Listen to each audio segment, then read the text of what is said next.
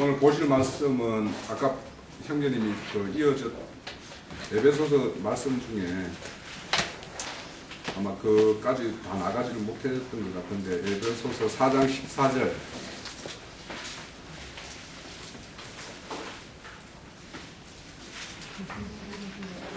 이는 우리가 이제까지 어린아이가 되지 아니하여 사람의 성수와 간사한 유혹에 빠져 온갖 교훈의 풍조에 겨워 의도하지 않게 하려 하노라. 이게 12절 13절의 이야기가 증가하는 내용이 14절과 관련되어 있어요. 그래서 어린아이 신앙이 되면 사람의 어떤 속임이나 간사한 유혹에 쉽게 빠진단 말이죠.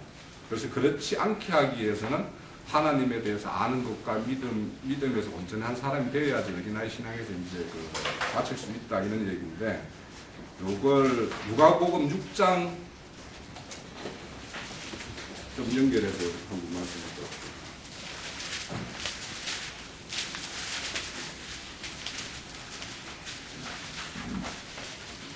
6장 26절인데요. 모든 사람이 너희를 칭찬하면 화가이보다 그들의 조상들이 거짓 선지자들에게 이와 같이 하였느니라. 아멘. 우리 신앙을 이제 좀 잘못 이해를 하게 되면 우리가 요즘에 이제 중앙 지상파 방송이나 뭐 아니면 중앙 일간지 이런 데에서 믿음의 어떤 표징으로 삼고 그 기사화해서 나오는 어떤 그런 사람들이 이렇게 소개되는 경우가 있어요. 그런 사람들 같은 경우에는 아버지 앞에도 칭찬을 받고 세상 사람에게도 칭찬을 받는 사람들이 그런데 대부분 이제 소개가 되죠, 그죠? 그래서 여기 말씀대로 너희들이 신앙을 한다라고 하면서 아버지의 믿음의 길을 간다고 하면서 모든 사람의 칭찬을 받는다 하면 이거는 뭔가 잘못 가고 있다라는 거예요. 그죠? 그래서 우리가 어린아이 신앙이라는 게 별거겠습니까? 사실은 뭐냐면 모든 것에서 이제 자기 완벽주의, 그러니까 아까 뭐 오전에 전거도 있었지만 뭔가 사람들에게도 겉으로 드러나는 것에서도 뭐든지 완벽한 것을 추구하는 그런 사람들이 실질적으로는 어린아이 신앙이에요. 그게 굉장히 대단한 것처럼 보이지만 사실은 뭐냐면 신앙의 어떤 인분이라고 할 수 있는 자기 부인이 안 되어 있기 때문에 자기의 어떤 아름다움과 자기의 어떤 모양이 나오는 그런 것들을 이제 추구하기 때문에 그저께 제가 올렸던 글 중에 마르고 떨어지는 풀과 같은 어떤 믿음에서 이제 졸업을 해야 된다 이런 것이 뭐냐면 이 땅에 우리의 어떤 육신적, 우리 인간적인 어떤 인격이라는 거 이런 것들은 다 마르고 떨어진 풀과 같은 거예요. 그래서 우리의 믿음의 어떤 결론이 하나님의 어떤 구원과 관련되는 또 하나님의 어떤 재창조 사역에 우리가 그 동력자로서 어떤 그런 일에 동참하는 그런 것이 아니면 다 내 모양 내는 거고 나를 좀 값어치 있게 만들고 남들이 나를 볼 때 좀 볼만하게 만들기 위한 이런 작업에 다들 몰입이 되기 때문에 여기서 6장 26절처럼 모든 사람들이 칭찬하는 그런 사람이 반드시 이 사람은 화 있다고 그러죠. 그죠? 그래서 우리 조상들이 행했던 그러면 조상들이 거짓 선지자들에게 대해서 이런 사람들이 선지자들에게 칭찬을 했다라는 거예요. 그 사람들은 뭐냐면 율법적 신앙으로 우리의 모양을 내는 어떤 이런 가르침을 계속 해왔다라는 거죠. 그래서 그것이 좋게 봤기 때문에 우리 조상들이 지금 너희의 조상들이 그 사람들에게 그렇게 칭찬하고 너희들이 그걸 따랐는데 그런데 너희들이 이런 모양이다라는 거죠. 그래서 아까 저 형님의 말씀을 이렇게 들으면서 하나 생각이 나서 이제 이렇게 정리해 본 게 뭐냐면 이 어린아이 신앙이라는 거는 뭐냐면 사탄 마귀가 가장 노리는 사람이 세상 사람들은 이미 자기 것이니까 그 사람들에게는 사탄 마귀가 별도로 뭔가를 할 이유가 없는데 이제 믿음의 길로 들어선 자 중에 어린아이처럼 뒤에 처져 있는 사람 뭔가 믿음이 온전하게 서 있지 못한 사람들은 늘 사탄 마귀가 노릴 수 있는 대상이 되는 거죠. 그래서 이런 사람들에게는 그냥 그 사람들이 그냥 진짜 늑대처럼 뿔 달고 나오면 누구라도 쉽게 알 텐데 우리보다 더 모양 내는 모습으로 온다니까요. 그러기 때문에 그것을 주장하고 하는 것의 이야기가 이렇게 접하게 되면 그것이 맞는 게 아닌가. 또 우리도 좀 그렇게 해야 되는 거 아닌가 이런 생각이 사실은 들죠. 그래서 저도 이제 한동안 교회 이제 진리교회로 이렇게 오면 이 사랑과 사랑 교제가 이 교회 밖에서 그렇게 활발하게 이루어지지가 않아요. 그런데 이제 그 예전의 교회에서는 이제 교회 밖에서 사람들끼리 어울려서 이제 교인들끼리 막 그런 시간이 많다 보니까 뭔가 이렇게 어떤 소속감이라든지 뭔가 좀 이렇게 하는 것 같은 이런 느낌이 들어서 우리 스스로 만족을 이렇게 얻는 경우가 있었는데 이 진리교회에 오면 꼭 그렇지만은 않거든요. 그런 게. 그러다 보니까 이게 잘 가고 있는 건가 이게 맞는 건가 이런 어떤 그런 사실은 이제 그런 생각들이 늘 나를 찾고 있었죠. 찾고 있었는데 근데 이제 우리의 어떤 교제라고 이렇게 사귐이라는 거는 한번 볼까요? 요한 1서 1장에 보면 그 우리들의 사귐에 대한 이야기가 좀 이렇게 설명이 되어 있어요.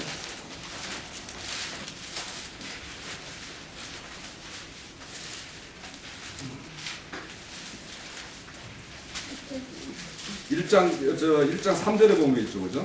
우리가 보고 들은 바와 너희에게 전함은 너희가 우리와 사귐이 있게 하려니요. 우리의 사귐은 아버지와 그의 아들 예수 그리스도와 더불어 누림이라고 그랬어요. 그러니까 우리의 사귐이라는 것은 아버지와 예수 그리스도의 어떤 그와 더불어 누림의 삶이기 때문에 그 더불어 누리는 것은 이 말씀의 어떤 진리를 서로가 막 이렇게 나누면서 여기서 공감을 얻고 하나님의 어떤 우리 그 사랑이 우리가 받았고 우리가 사랑을 이렇게 전해줘서 우리 공간들이 이런 어떤 그리스도의 사랑으로 이렇게 충만할 때 우리가 누리는 그 사귐의 어떤 거고 누림이 있는 그런 어떤 교제거든요.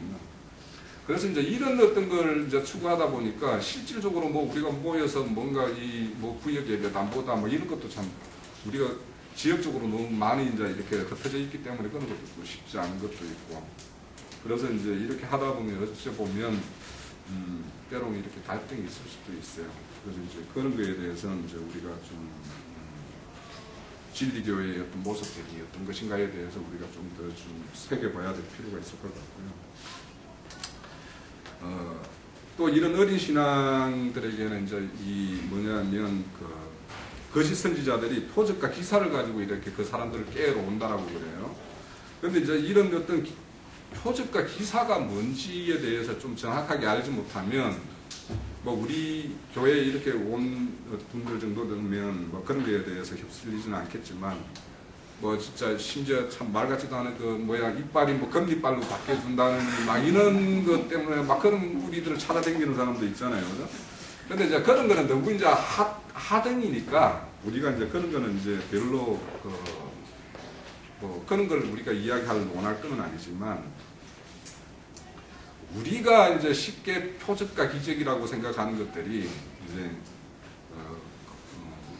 진리교회에서는 이제 사실은 이제 하나님의 어떤 뜻이 어디에 있는지에 대해서는 온전하게 이렇게 성경의 뜻을 알지 못하면 사실은 이제 부분적으로 우리가 뭔가에 매혹되어 가지고 그 부분에 이제 이렇게 몰입될 수 있는 그런 가능성이 많아요. 그러다 보니까 다른 어떤 말씀을 주장하고 그런 어떤 무리의 모임이 있고 생기고 이런 식으로 나가는데요. 그래서 이제 그런 그러니까 하나님의 온전한 뜻이 아닌 그런 어떤 표적들이 나오는 게 있어요. 그러니까 나도 내가 성경책을 이렇게 많이 보고 뭔가 어디 자료도 좀 뒤져보고 이렇게 하면 이 말씀들이 이렇게 깨어지는 좀 구설이 깨어지듯이 이렇게 깨어지는 부분이 있어요. 그러다 보면 사실 있죠.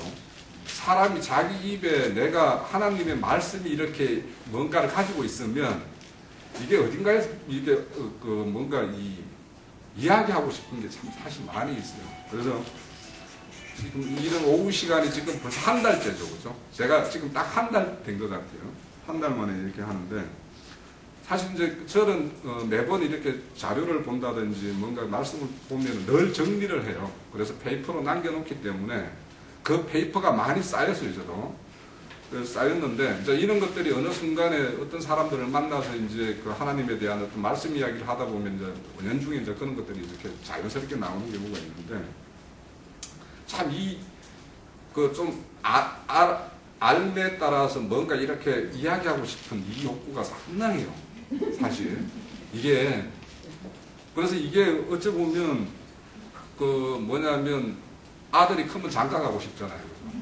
또 아버지가 또 장가도 보내줘야지. 자꾸 뭐 집에서 뭐 이렇게 뭐 품 안에 이렇게 품고만 살면 또 그것도 또 문제가 있죠. 그죠? 그런 것처럼 아직도 어린아이지만 여전히 어린아이 같은데도 불구하고 자기 스스로는 장성한 사람이 된 것처럼 생각해서 막 뭔가를 하고 싶은 이런 욕구가 사실 많이 있어요. 그래서 이제 저도 이제 그런 경우를 많이 경험하기도 하는데, 그래서 이제 이런 표적들.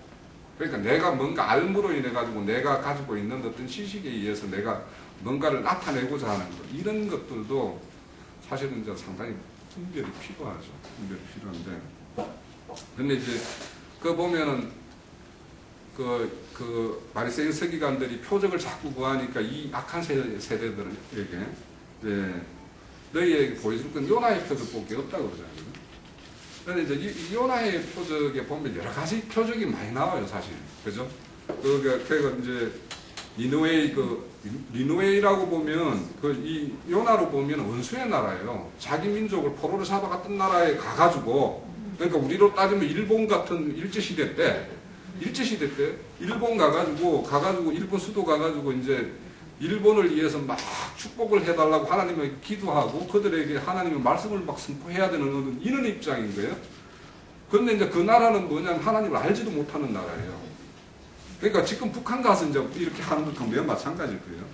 그러니까 이제 죽음을 각오해야 되는 거고, 그 나라의 어떤 은수의 나라가 하나님의 어떤 축복을 받는 것이 불만이 많겠죠, 요나의 같은 입장에. 그런 나라에 가서 복음을 증거하라고 그러니까 이 요나가 다시스로 이렇게 도망가자는 거죠.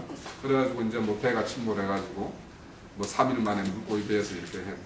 그래서 이제 그렇게 죽었던 요나가 다시 살아나서 나는 것도 하나의 표적이고, 또 하나님의 뜻이 니누웨에 가지고 복음을 증거하는 그 뜻이 어떠한 일이 있다 하더라도 하나님은 반드시 이루고 만다라는 거에서 또 하나의 표적이 나타나고, 그 이방 나라인 니누웨의 그 성이 그 요나의 어떤 그 복음을 듣고는 또 그 나라가 그 많은 왕부터 막 다 회개해가지고 이 사람들이 막 그냥 그 하나님의 어떤 그런 어떤 저주로부터 벗어나는 것이 이제 일어나죠. 그죠? 그래서 이제 그런 표적이 있고, 그래서 이제 그렇게 하는데 이 악한 세대들이라고 이야기를 해요. 왜 거기에 보면은 마태복음 12장에 보면 요나의 표적을 이야기하고 나서 바로 이어서 나오는 이야기가 뭐냐면 귀신 쫓아내는 이야기가 있어요. 귀신이 사람에 나갔는데 뭐 물 없는 곳을 찾아 나가다가 마땅히 쉴 곳이 없어서 다시 오니까 그 방이 막 소재가 돼 있어서 7 귀신을 동부 귀신을 들고 들어왔다는 거 아니에요, 그죠? 그런 것처럼 이 이스라엘 백성들이 하나님의 복음을 듣고 처음 하나님의 어떤 백성이 됐었는데, 그들이 온전한 진리로 계속 하나님 뜻대로 행하지 않으니까 7 귀신이 들어와서 지금은 뭐냐면 성전보다 더 큰 예수님이 와가지고 증거를 해도 이 사람들이 돌이키지 않잖아요. 요나 같은 사람이 그 이방 땅에 가가지고 요나가 복음을 증거를 해서 그들이 다 해결을 하고 돌아왔는데, 이스라엘 백성은 하나님의 백성이라고 그러고 자기들이 지금까지 하나님의 어떤 보호에 의해서 이렇게 속에서 이렇게 왔음을, 그런 어떤 과거의 역사를 가지고 있는 민족임에도 불구하고 요나보다 훨씬 큰 자가 와서 해결을 이야기해도 지금 돌이키지는 않거든요. 그러니까 그래서 이 세대를 악한 세대라고 하거든요. 그래서 이제 그들이 이제 아버지의 어떤 심판 날이면 니느웨의 사람과 남방의 여왕 있죠. 술람미. 와가지고 이들에 의해서 너희들이 정죄를 받을 것이다라고 이야기를 하죠. 이런 것처럼 이제 이거를 비추어서 오늘날 우리 신앙에다가 비추어 보면 우리가 진리 증거를 받았어요. 그죠? 받았는데 이 진리 증거의 어떤 거에 의해서 나의 어떤 신앙의 노선이 계속 이어지지 않고 이 노선에서 이탈을 해버리면 그 사람 7귀신이 들어간다니까요. 다시 진리교회로 오기가 굉장히 힘들어요, 사실은. 그래서 이제 사실 뭔가 우리 중에서 과거에 같이 신앙을 하다가 이렇게 이렇게 다른 길로 이렇게 길을 가는 이런 분들을 보면 그분들 다시 이제 이렇게 만나서 아마 이야기를 하다 보면 그 괴리감은 상당히 시간이 지나면 지날수록 이제 커지겠죠. 그래서 이제 우리의 어떤 요나의 표적이라는 것은 자기의 어떤 인간 육적으로 생각했던 어떤 그 요나의 어떤 그 생각과 하나님의 생각은 너무도 다르거든요.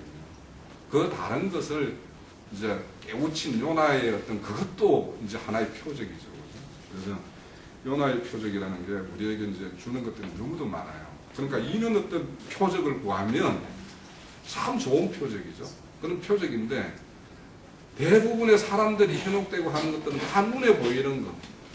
그리고 우선 우리가 누구라도 느낄 수 있는 이렇게 쉽게 인식되는 부분. 이런 것들을 이제 표적이라고 생각하고 그것이 어떤 우리의 어떤 믿음 신앙의 어떤 열매라고 생각을 하기 때문에 우리가 너무도 이제 이렇게 표피적으로 흘러가는 어떤 그런 부분이 많이 있다라는 생각이 들어서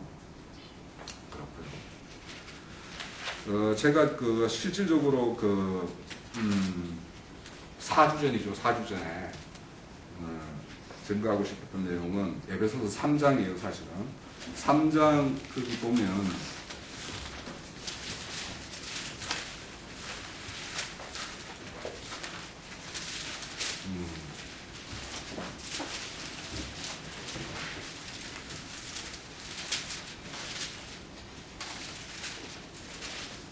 삼장에 보면 3장 끝절에 보면 교회 안에서와 그리스도 예수 안에서의 영광이 되도록 영원 무궁하게 원하노라.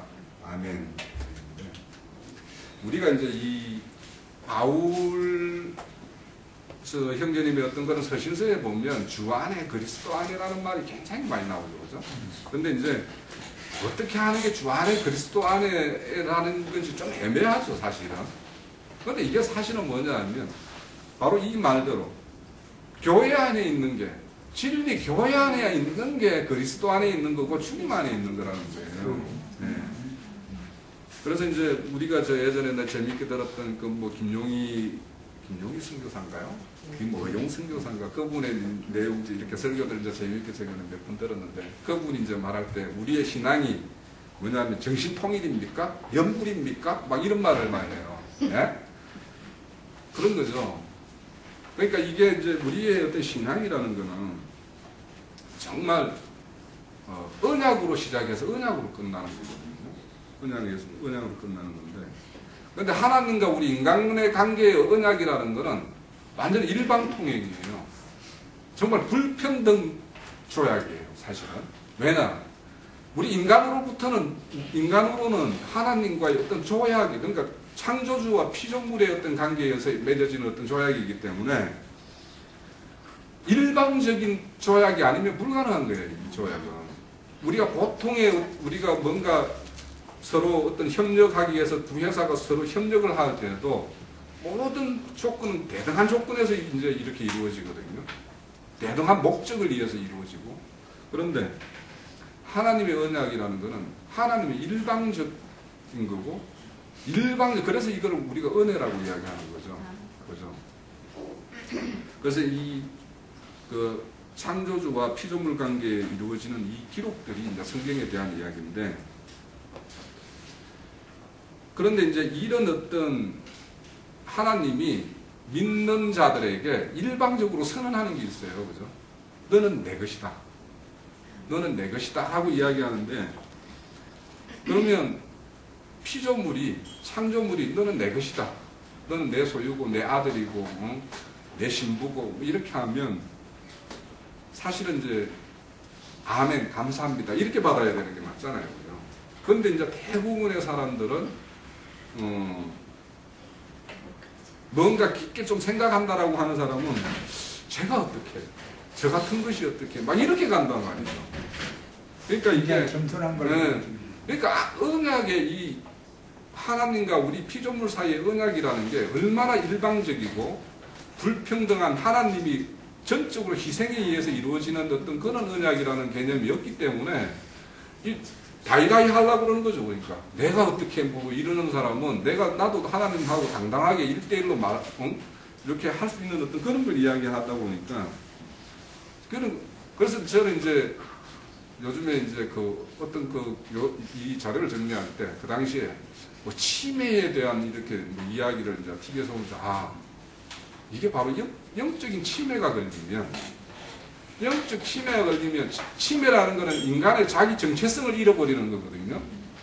그런 거기 때문에 이게 영적 치매라는 게 바로 하나님 앞에서 뭔가 겸양을 막 하고 내가 뭐 이렇게 내 모양이 막 이런 거는 이 애통하고 우리가 애통해하는 거하고 심령이 가난한 거하고는 차이가 있는 거예요. 이게 내가 하나님의 뜻을 온전히 알았는데 하나님 뜻대로 내가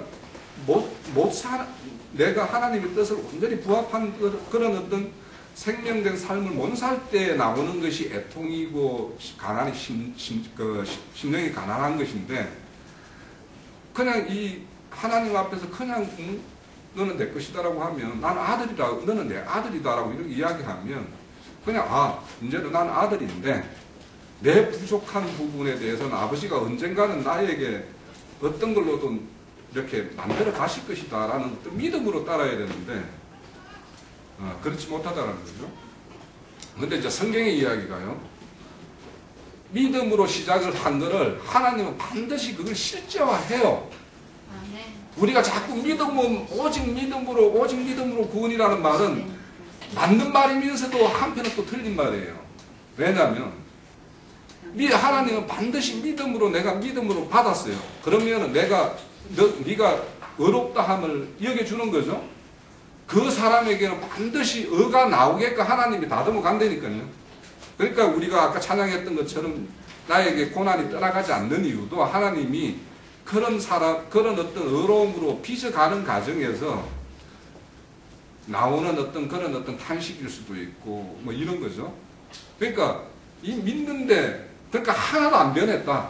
그것도 거짓말이에요, 사실은. 다 반드시 변해요. 변하는데, 그 변화라는 것이 하나님이 받는 영광이라는 것이 우리 인간들이 가지고 있는 어떤 본성적인 어떤 그런 영광이 아니고, 그런 것이 아니기 때문에 사람들이 헷갈리는 거예요. 그러니까 그 모양으로 나와야 되는 거 아니냐라고 이야기하는 거는 사실은 하나님은 우리 속사람에 의한 것이지 그 사람에서 나오는 어떤 그런 모습은 때가 되면 바뀌어질 거라고 말이죠. 그 사람도. 그거는 우리 육신은 나이 먹으면 먹을수록 후패해 가는 것이니까요. 그래서 이제 저는 이제 우리 찬양하면서 주달머리라고 하는 어떤 찬양도 있잖아요. 그것도 이제 사실 주 담는다라는 게 결국에는 주님과 어떤 동행하는 삶 아니겠어요? 네.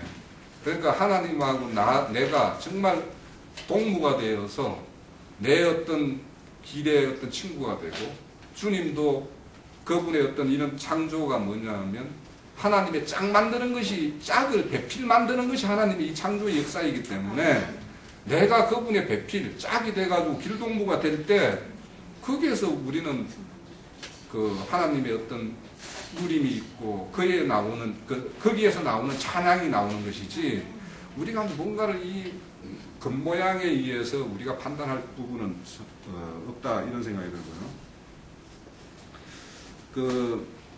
그래서 이제 우리가 이런 어떤 올바른 어떤 신앙생활이나 뭔가 이런 믿음의 길을 가는 데에는 좋은 동무들이 있어야 돼요. 이렇게 좋은 동무가 있어야 되고 좋은 길잡이가 있어야 되고 그런데 거기가 어디냐라는 것이죠, 그죠? 근데 이제 그 에덴 동산에 보면 에덴 동산에서 물이 한 줄기로 이렇게 발현했다가 이게 네 강으로 이렇게 쭉 갈라지는 이야기가 나오는데 그 보면은 강에 대해서 유일하게 잘 설명되고 있는 강이 뭐냐면 비송강이죠. 그죠? 비송강에 대해서는 나와요. 그래서 그 비송강이라는 그 비손이라는 뜻이 솟구치다, 막 솟아오르다 이런 뜻이에요. 그 비송강에 흐르는 물은 어딘가에서 막 일부러 끌어서 막 갖다 엮는 어떤 막 이런 관계를 해서 우리가 막 물을 끌어다 일부러 엮는 그런 물이 아니에요. 그냥 그거는 그 샘에서 그냥 솟아오르는 물이에요. 근데 오늘날 교회들이 보면 교회들이 그 어떤 교회를 이루고 있는 사람들의 어떤 갈증을 다 못 풀어주니까 갈급함을 못 풀어주니까 다른 데 물을 자꾸 갖다 떠다 엮는 거예요. 막 그죠?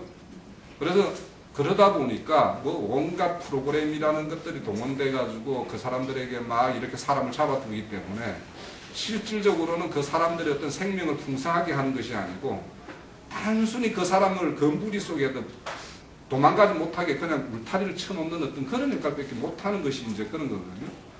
그래서 우리는 이 비송강의 샘물을 마시는 어떤 그쪽의 어떤 교회의 모습으로 우리가 가야 되고 우리는 그런 교회로 지금 가고 있는 거죠. 그래서 이제 이런 어떤 아담이 이제 그 경작하는데 그 물이라는 거는 바로 비송강의 물들을 끌어들여서 이제 농사를 지어야 거기에서 이제 금이 캐지고 뭐라고 그럽니까? 베델리엄, 호마노, 이런 보석들이 막 이렇게 캐진다라는 거 아니에요? 그러니까 우리가 어떤 공급되는 어떤 물이라는 거는 이런 물이어야 되는 거죠. 이런 물이어야 되는데 제가 이제 참 최근 와서 이제 좀 아쉬운 교회에 어떤 그런 일이 있었는데 그분들을 이렇게 처음에 만났을 때 내가 딱 했던 이야기, 제일 첫 이야기가 뭐였냐면 이사야서 55장에 너희들이 물을 마실 때 값없이 사서 먹으라는 그 이사야서 55장 1절에 나오는 이 이야기를 내가 했던 것 같아요. 그러니까 사실은 우리의 어떤 그 하나님과 우리의 어떤 생명관계는 일방적으로 값없게 공급되는 그 물을 마셔야지 사실은 이제 누림이 있고 생명이 되는 어떤 생수가 되는 거죠. 근데 이거를 이제 굳이 본인들이 어떻게 해가지고 막 사서 먹으려고 엄청 노력을 해요. 본인들이 값을 치러서 막 이렇게. 그래서 이제 사실은, 그래서 그 말도 또 그렇죠. 그죠? 값 없이. 그리고 사서 먹으라고 그러죠. 그 말이 좀 이상하잖아요. 그죠? 그러니까 그 사서 먹되 누가 사놨어요? 우리 주님이 사놓은 거죠. 그죠? 값을 다 치러가지고 다 사는 거예요. 그러니까 값은 치렀어요.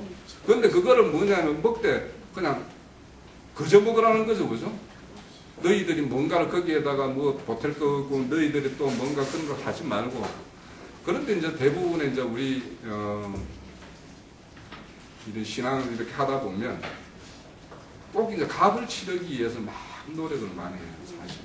그래야지 뭔가 내가 좀 이렇게 뭐 자격이 있는 듯하고 뭐 이런 것 때문에 참 그런 게 있고. 그래서 이제 이 성경에는 이제 많은 물에 대한 이야기가 나오는데 한 2, 3분만 하고 끝낼게요. 제가 준비된 거는 상당히 많아요. 많아서 내가 그런데 이제 좀 줄여야 될 것 같아서 줄이는데, 근데 이제 우리 물을 건널 때 보면은 이제 물의 사건이 제일 처음에 나오는 게 이제 그 노아의 방주의 사건 이야기였죠. 그래서 이제 요건 최근에 이제 글 올라온 거 보면 방주라는 게 이제 그리스도의 상징이고 하나님의 어떤 심판을 다 몸소 받아내면서 그 안에 들어온 정한 짐승, 부정한 짐승, 노아의 식구들을 이렇게 다 살려내는 것이 이제 그리스도의 어떤 모형이기 때문에 그런데, 이 방주라는 게, 보통 이제 배라면은 키가 있잖아요. 그죠? 운전하는 키가 있어서 이 방향을 이렇게 조정해야 되는데, 방주에는 키가 없어요. 그죠? 키가 없어요. 그리고 독도 없어요. 그래서 이거는 뭐냐면, 그 안에 뜬 사람, 그 안에 성선자들의 뜻과는 아무 상관없이 흘러간다라는 거예요. 그죠? 이게 뭐냐면, 우리의 믿는 인생의 여정도 크게 보면, 노아의 방주처럼, 우리가 잠언서에도 보면 너희들이 뭔가 길을 찾고 너희 막 의중대로 되는 것 같지만 그건 아니다라고 이야기하는 게 있죠. 다 하나님의 뜻대로 되는 것이죠. 그러니까 우리 믿음의 어떤 여정도 가만히 보면, 우리 뜻대로 뭔가를 막 찾아서 나선 것 같지만 실질적으로는 하나님에 의해서 조정돼 가지고 다들 여기까지 막 이렇게 이 안양 이 석수동까지 이렇게 밀려서 여기까지 이렇게 이제 거처를 삼은 거예요. 그래서 우리가 이렇다는 거예요. 그런데 이제 이 방주에 의해서 생명을 건진 노아가 때리자마자 첫 번제를 지내요. 번제를 지내는데 그때 그 하나님이 이제 노아에게 언약을 해요. 어떤 언약이냐면 다시 사람으로 말미암아 땅을 저주하지 않겠다. 네? 왜냐? 인간은 모두 어려서부터 나면서부터 그냥 다 뭐냐면 악하기 때문에 그 악한 사람을 심판하면 이 땅은 늘 저주받아야 되는 저주가 넘쳐나야 되는 땅이에요.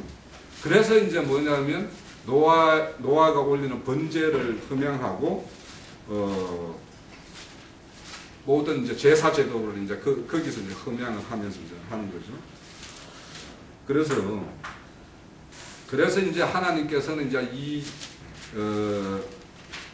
이런 어떤 악한 우리 인생들을 다 구원하기 위해서 이제 펼쳐지는 게 이제 창세기 보면 8장에서 9장 넘어서 12장 가면 이제 아브라함을 부르죠, 그죠? 그래서 이제 이런 어떤 하나님의 그 언약이 이 역사 속에서 펼쳐지는 것이 구원의 역사로 보지 않고 이 십자가 사건, 십자가를 이야기하는 사람들이 대부분은 그 십자가를 단순히 하나님의 어떤 대속의 뭐 막 이런 이런 걸로만 보는데 사실은 십자가라는 게요. 제가 이 이야기를 좀 해야 됩니다. 십자가에 대해서 큰 오해를 하는 것에 대해서 내가 사실 이제 좀 증거를 하고 싶은 게 십자가라는 말이 그 사형수 십자가라는 말 그 자체는 뭐냐면 우리가 일반 사람들이 보는 거는 예수가 죄인의 모습으로 해서 십자가에 달려서 이제 죽는 모습이 이제 십자가죠. 그래서 거기에서는 늘 뭐냐면 우리가 피라는 걸 늘 연상을 해요. 그래서 뭐 대속의 피 뭐 이러는데 잘 생각해 보세요. 하나님이 십자가를 왜 지셨는가? 그걸 우리가 단순히 내 대신에 나를 대신해서 뭔가 지었다 이런 말은 사실은 틀린 말이에요. 왜 우리가 십자가에서 나도 같이 죽어야 되잖아요. 그러니까 대신해서 죽었다라고 일반 사람들 대부분은 내 대신에 십자가를 지셨다 뭐 이랬다라는데 아니요. 나도 그 자리에서 죽어야 되고 그 죽는 이유가 뭐냐 하면 하나님의 언약 때문에 죽어요. 하나님이 십자가에 진 것도 하나님이 우리한테 언약했기 때문에 그 언약을 성취하는 방법으로 내가 적을 지지 않으면 언약을 성취할 방법이었기 때문에 진 거예요. 그래서 십자가라는 걸 자꾸 뭐냐면 그는 어떤 희생만 생각을 하면 안 돼. 하나님이 희생만 생각한다라면 이거는 굉장히 인간적인 어떤 해석이고 하나님은 우리에게 약속했던 그 언약을 어떤 수단과 방법을 가리지 않고 하나님의 계획에 의해서 성취된다. 그 언약 때문에 십자가를 지셨다. 그래서 그 십자가를 그 헬라어로 스타우로스라고 해요. 스타우로스라는 걸 기둥이라고 이야기를 해요. 그죠? 기둥이에요. 그러니까 십자가라는 것은 정확하게는 뭐냐면 기둥으로 해석을 해야 말아요, 우리가. 그럼 기둥이 뭐냐? 기둥이 가장 많이 나오는 게 창세기 28장에 보면 야곱이 베델에서 하나님의 어떤 사닥다리를 보고 하나님이 언약을 해주죠. 야곱에게.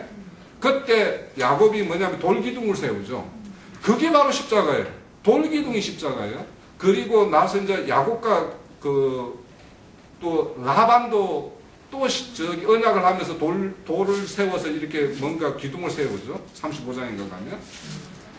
그러니까 십자가라는 거는 우리는 항상 어떻게 생각해야 되냐면 하나님의 약속이다라고 이렇게 받아들여야지 그렇게 이해를 해야지 자꾸 뭔가 십자가에 돌아가신 분 어떤 분 뭐 이런 식으로 생각을 하면 십자가에 대해서 잘못 알고 있는 거예요, 사실은. 그러니까 일부분만 알고 있는 거죠. 그래서 십자가에도 그래서 그 말씀 중에 보면은 나는 뭐 십자가 외에는 자랑하지 않겠다. 그리스도의 십자가 외에는 자랑하지 않겠다. 그것도 십자가에 포인트가 있는 게 아니고 그리스도 예수의 십자가예요. 그러니까 거기도 그리스도 예수의 포인트가 있는 거지 십자가의 포인트가 있는 게 아니고 또 나는 그리스도 예수와 십자가 외에는 알기를 원치 않는다 뭐 이런 말을 또 나와요. 그때도 보면은 예수 그리스도와 십자가예요. 그러니까 이게 십자가라는 거는 그리스도 예수에 가는 어떤 여정의 하나의 한 단편이지 십자가가 모든 거의 끝인 것처럼 이렇게 알면은 상당히 좀 문제가 있다 성경은. 그래서 제 증거가 좀 두서없이 이렇게 진행이 됐고 또 한 달 만에 하다 보니까 뭔가 좀 그랬는데 아버님 그렇습니다.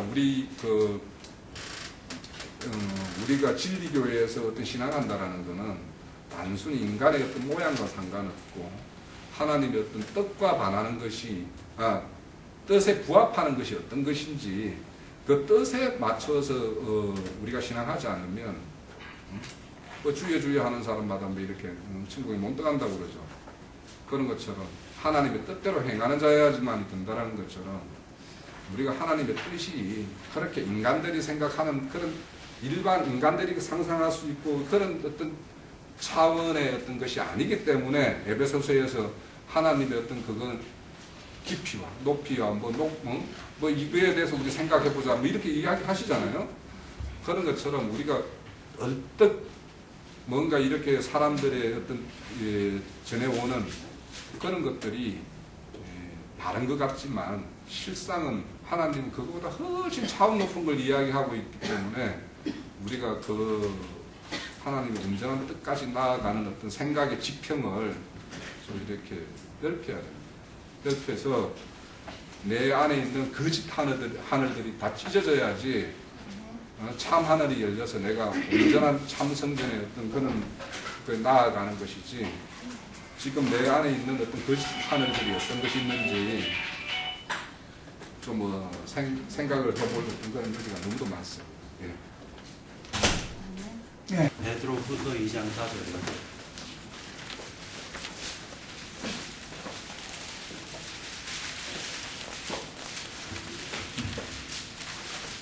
하나님이 범죄한 천사들을 용서하지 아니하시고 지옥에 던져 어두운 구덩이에 두어 심판 때까지 지키게 하셨으며. 네. 참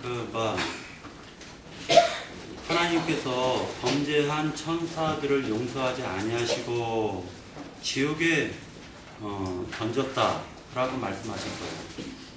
어두운 구덩이에 두어 심판 때까지 지키게 하셨다고 했는데 여기에서 지옥과 어두운 구덩이 거기가 과연 어딜까라는 생각을 갖다 이제 한 주간 최근 들어가지고 많이 생각을 해봤어요. 이제 나영재님께서도 그것을 갖다 누누이 증거를 하셨고 말씀을 하셨어요. 근데 이 부분을 갖다 굉장히 쉽게 설명을 갖다가 할 수 있는 게 있어요.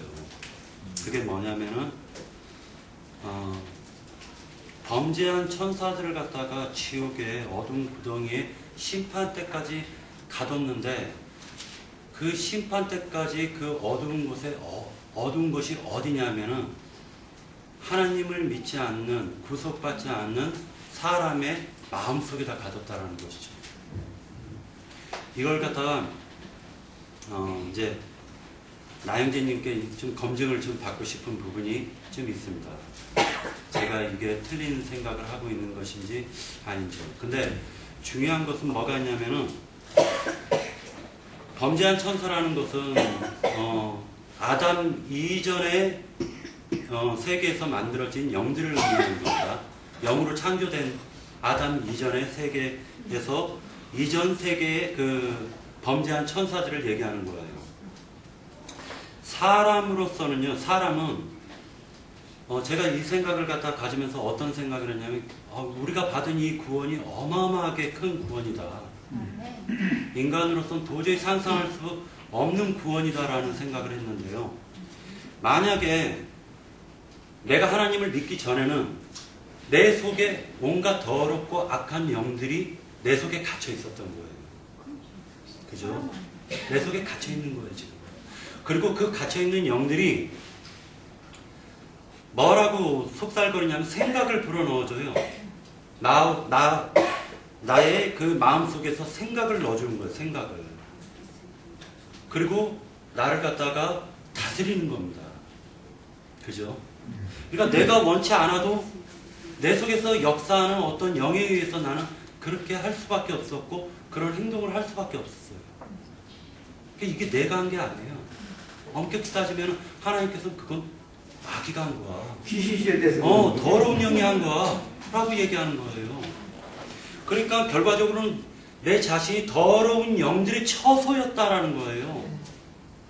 그러니 아무리 거룩한 행동을 하건 깨끗한 행동을 해도 그것이 그 마귀가 속이려고 그러한 행동을 잠깐 하게 했던 것이지 내가 한 게 아니라는 거죠.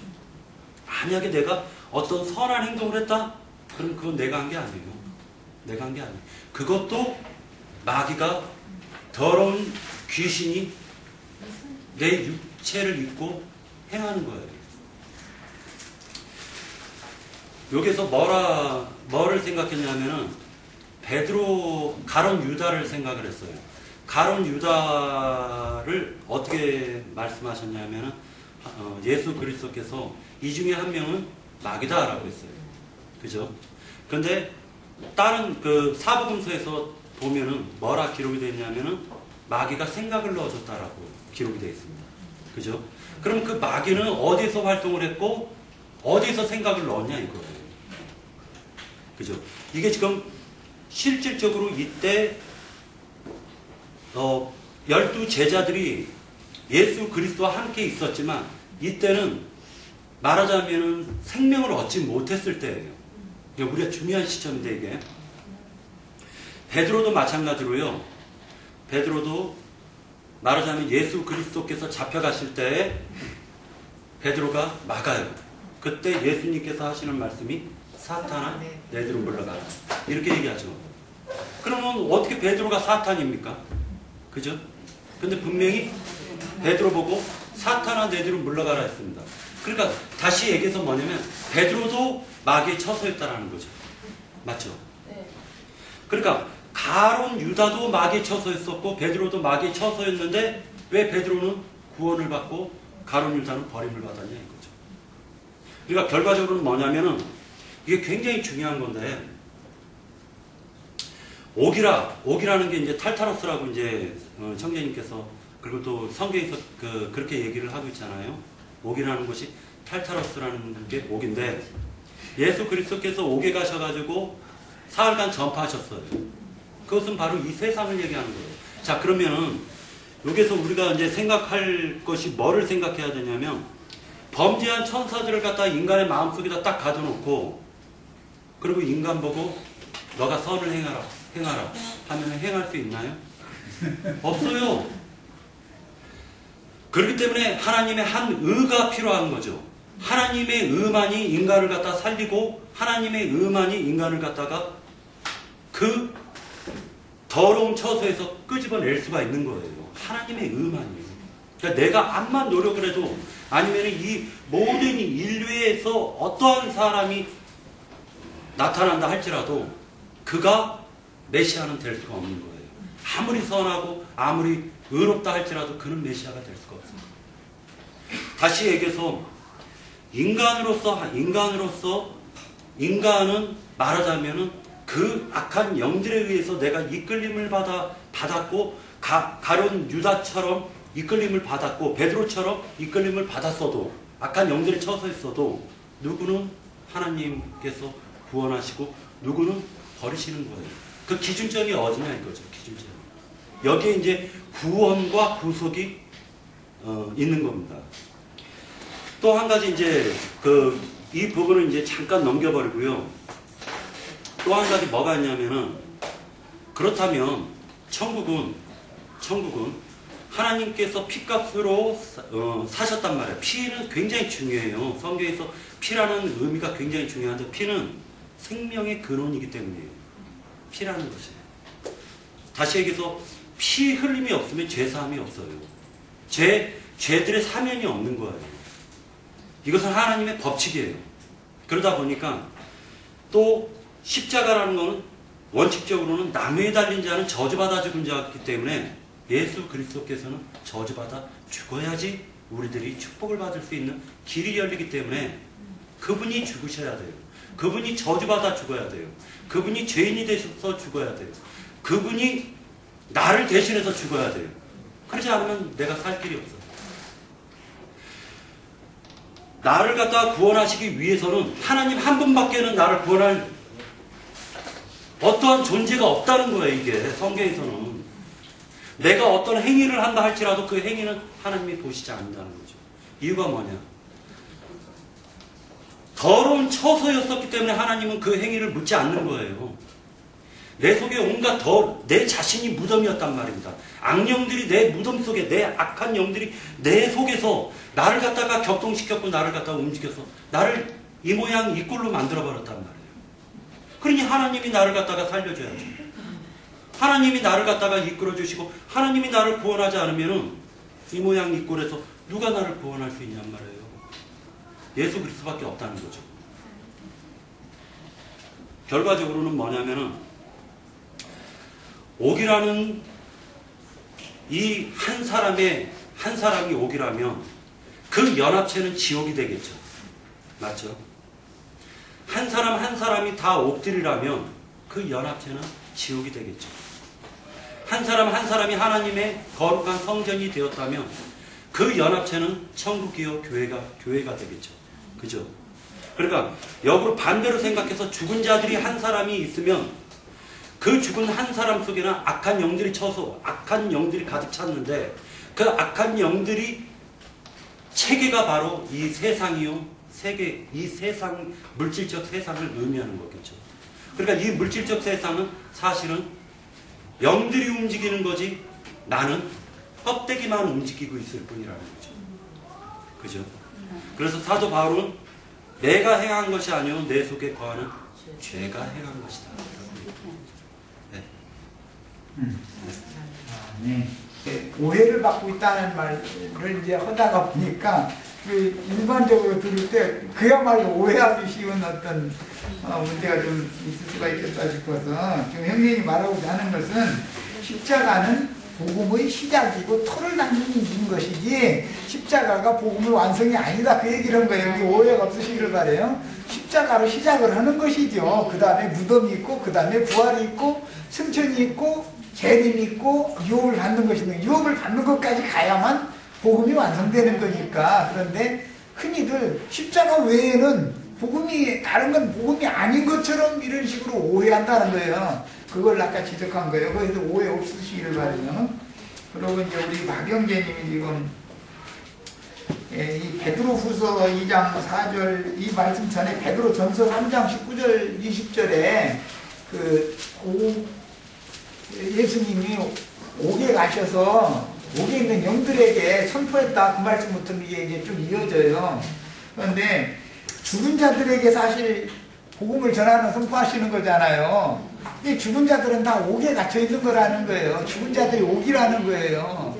근데 죽은 자들이 옥이라는 말은 그 사람 속에 형제님이 지금 지적한 것처럼 더러운 악귀들이 세상 사람 속에 있는 거예요. 그게 옥이에요. 예수님이 부활하셔가지고 그 옥에 가가지고 선포를 하셨다는데 부활하신 예수님이 무슨 놈 어디 뭐 서울구치소에 가셨겠어요? 그런 말이 아니잖아. 이것은 죽은 자들 자신이 그 영혼 자체가 그게 악기들의 더러운 귀신들의 처소다 그걸 말한 거예요. 그러니까 이거는 바로 옛사람이 나를 말하는 거예요. 그래서 이것을 예수님이 오시면 귀신을 쫓아내버리고 나서 선한 빛의 천사들과 함께 주님 자신이 오셔서 좌정하셔서 거룩한 처소를 삼는 얘기를 하는 거예요. 이렇게 이해를 하시면 되겠어요. 이게 사실은 육체, 육신 이게 이런 얘기는 다음 일요일 날 우리 어차피 이제 영의 생명, 혼의 생명, 육의 생명 이 생명에 관한 말씀을 좀 어차피 나눠야 되기 때문에 오늘은 시간이 많이 지났으니까 그냥 가시기로 하고 구약 성경에도 그 생명이라는 용어가 세 용어가 있어요. 이거 똑같이 신약 성경에 용어가 다 각각 달리 사용이 되고 있어요. 그러니까 오늘 다음 시간에 하도록 하겠습니다. 다 마칩니다.